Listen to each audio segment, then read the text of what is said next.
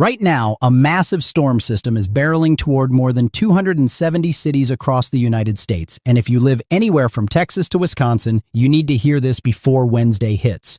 This is not a drill. The Storm Prediction Center has just issued a rare day 430% risk area, something they almost never do this far in advance. That is a massive red flag, and by the time I walk you through every single day of this outbreak, city by city, hour by hour, you will know exactly when the danger starts, when it peaks, and when it ends for your area. But here is what most people are going to miss. At the 5-minute mark of this video, I am going to reveal the one day this week that has the highest chance of producing a full-blown tornado outbreak. If you skip ahead, you will miss critical timing details for every day leading up to it. So stay with me. Now let me ask you something. When was the last time the Storm Prediction Center put out a 30% severe weather risk 4 full days before the event? That almost never happens. And yet here we are, staring down a multi-day severe weather outbreak stretching from the Mexican border all the way up to Wisconsin. We are talking tornadoes, damaging winds topping 70 miles per hour, hail the size of baseballs, and flooding rainfall measured in inches per hour. This is going to be a 4-day siege on the central United States. Let us break this down day by day, and I am going to give you exact timing so you can prepare. Day 1, Wednesday, March 4th. This is the appetizer round, but do not let that fool you.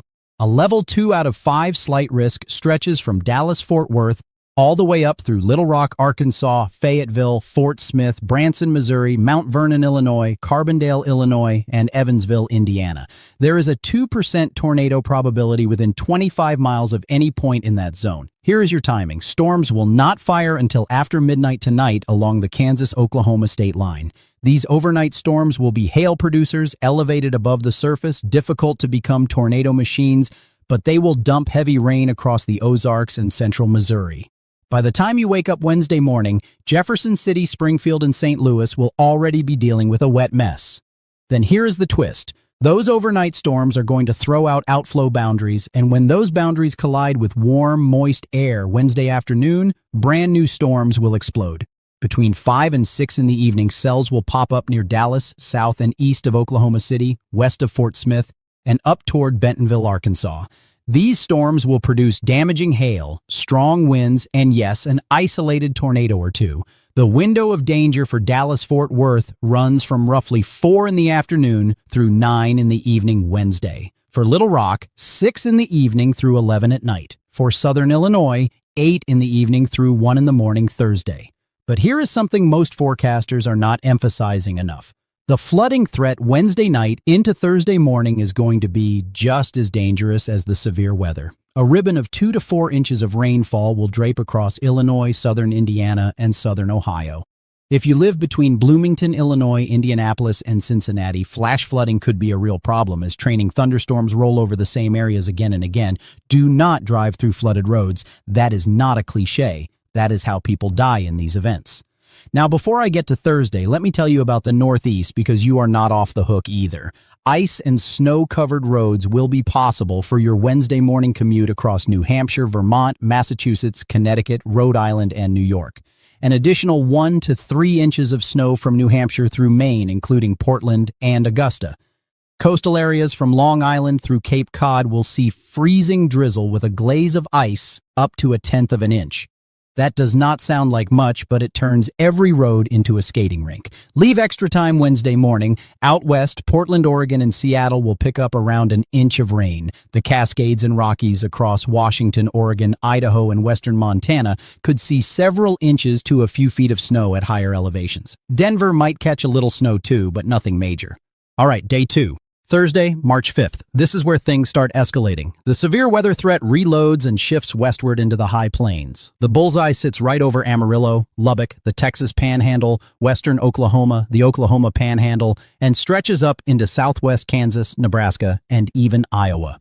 Here is what makes Thursday different. A massive trough is moving in from the west, and a dry line is going to sharpen up across West Texas.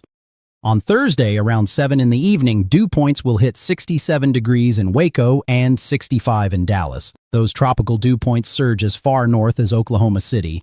But right along that dry line, you go from juicy moisture to bone-dry air in just a few miles. When that boundary pushes east over Amarillo and Lubbock around sunset, it is going to force warm air violently upward. That is the spark plug for explosive supercells. Do not miss this next part. Thursday evening is when I expect monster hail over the Texas Panhandle. We are talking hailstones that could shatter windshields and dent cars beyond recognition.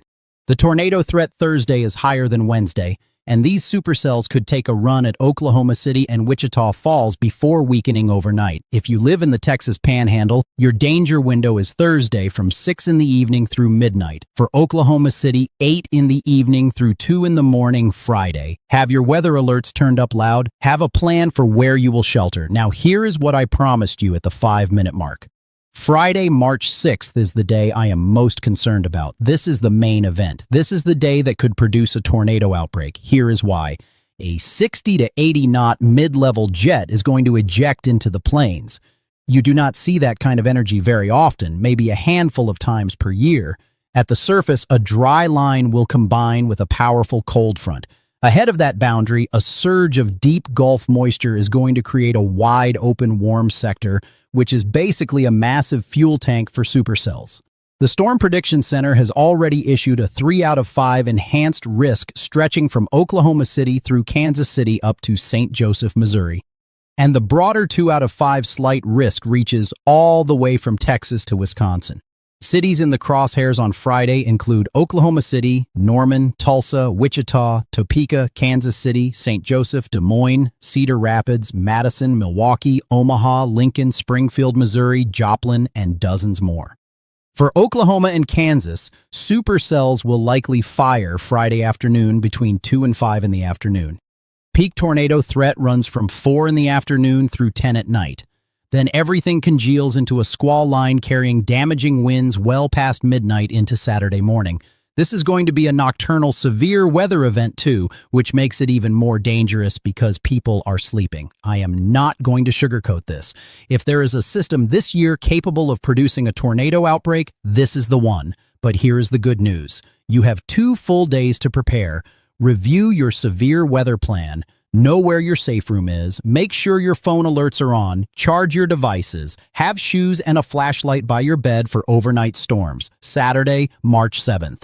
The cold front keeps pushing southeast. Coastal Texas from Corpus Christi up to Houston and Beaumont faces severe weather risk. So does Lake Charles, Louisiana, Monroe, Louisiana, and Jackson, Mississippi. Dew points will still be in the 60s near the Gulf. Further northeast through Tennessee, Kentucky, Ohio, and West Virginia, isolated severe weather remains possible, but coverage will be lower as dew points drop into the 50s. Do not let your guard down if you are in Nashville, Louisville, Lexington, Charleston, or Columbus. And here is something that ties all 4 days together. The cumulative rainfall from Wednesday through Saturday is going to be staggering. Multiple inches will fall from the Ohio River Valley through the Mississippi Valley and into the southern plains. Flash flood watches and warnings are going to be flying all week. Dallas, Shreveport, Little Rock, Springfield, Missouri, Indianapolis, Cincinnati, St. Louis, all of you need to watch those creeks and streams carefully. Now let me give you the temperature story because it adds another layer of chaos. Ahead of Friday's cold front, record warmth is building across the Ohio Valley. That warm air is fuel for severe storms. Then after the front passes, temperatures crash. And here is the plot twist for next week. That warmth comes right back early next week before an even stronger cold front arrives around Tuesday, March 10th and Wednesday, March 11th. That system could bring another round of severe weather, plus snow and ice on its northwest side. We could see sustainable cold settling in through the middle of March. The snow line shifts further south. Accumulating snow returns to the Midwest, Ohio Valley, and Northeast. March is living up to its reputation as the wildest month in American weather. So let me recap your danger windows one more time. Wednesday, Southern Plains and Ohio Valley, afternoon through overnight. Thursday, Texas Panhandle and western Oklahoma, sunset through midnight. Friday, Oklahoma through Kansas City and up to Wisconsin, afternoon through overnight. This is the big one. Saturday, Gulf Coast states through the Tennessee Valley, afternoon into evening. If you live in any of these areas, drop a comment right now telling me your city and state. I will personally respond with the specific timing and threats for your location. The more specific you are, the better I can help you prepare.